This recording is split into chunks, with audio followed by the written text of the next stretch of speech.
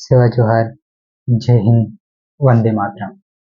देश की आंतरिक सुरक्षा के लिए सबसे बड़ी खतरा रह जाने वाली पाबंदिक संगठन भारत की कम्युनिस्ट पार्टी माओवादी उर्फ नक्सलवाद। जी हाँ, वही नक्सलवाद जिसका नाम लेते ही हमारे दिमाग में एक ऐसी तस्वीर आती है जिसमें हम पुलिस, मुठभेड़, हिंसा, हत्या, खून खराबा, बम ब्लास्ट, बंदूक, गोली इस तरह की चीजों को देखते हैं। पर क्या सच में इस संगठन की तस्वीर वही है जो सरकार व सरकारी मीडिया के द्वारा हमारे सामने हमेशा से रखा गया है? क्या है असली सच? मैं एम के मुड़िया आप सभी को मेरे नाम की सोशल मीडिया मंच के माध्यम से पर्दे के पीछे की सच को आप सभी के सामने रखना चाहता हूँ। इस नक्सल संगठन के प्रति आप सभी के पास ढेर सारे सवाल है, तो उन सारे सवालों का आपको व प्रशासन व्यवस्था को मैं इस मंच के माध्यम से हर सवाल का जवाब दूंगा। इतना ही नहीं, इस नक्सल संगठन की हमारे समाज, हमारे बस्तर, हमारे देश व अंतरराष्ट्रीय स्तर पर क्या असर है, क्या प्रभाव है, इन सारे सवालों का जवाब भी मैं आपको इस मंच से दूंगा। और इस नक्सल संगठन के पीछे या इस नक्सल संगठन के नाम से हो रही काले करतूतों के बारे में भी मैं आप सबके सामने खुलासा करूंगा। और कैसे इस हिंसा का समाधान होगा, भविष्य क्या है इसका, इन सारे सवालों के जवाब मैं आपको इस मंच के माध्यम से दूंगा।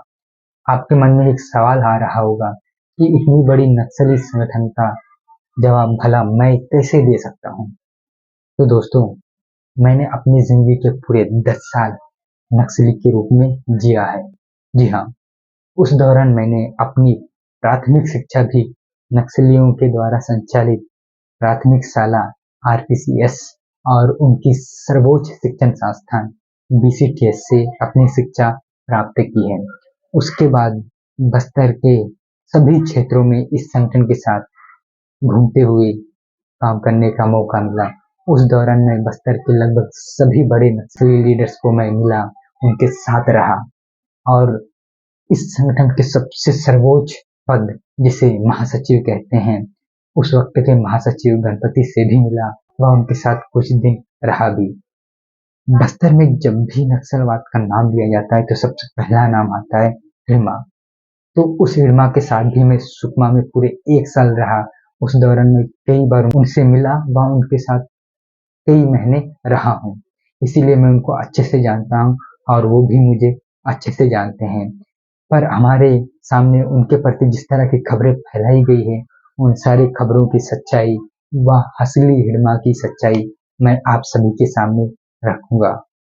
और मैंने इस 10 साल की जिंदगी में नक्सल संगठन के इतिहास को पढ़ा, वर्तमान को समझा, फिर नक्सल संगठन के हिंसा की भविष्य को भी मैं जाना।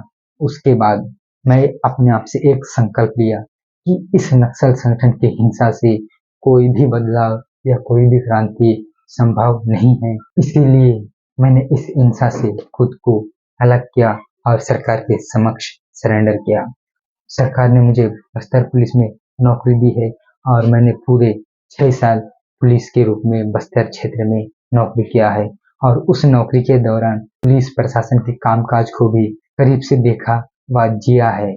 इसीलिए नक्सल संगठन व सरकार के बीच हो रही हिंसा को खत्म करने के लिए मैं कुछ ऐसे पहल करना चाहता हूँ जिसके माध्यम से ये हिंसा हमारे बस्तर व हमारे भारत की जमीन से हमेशा हमेशा के लिए खत्म हो।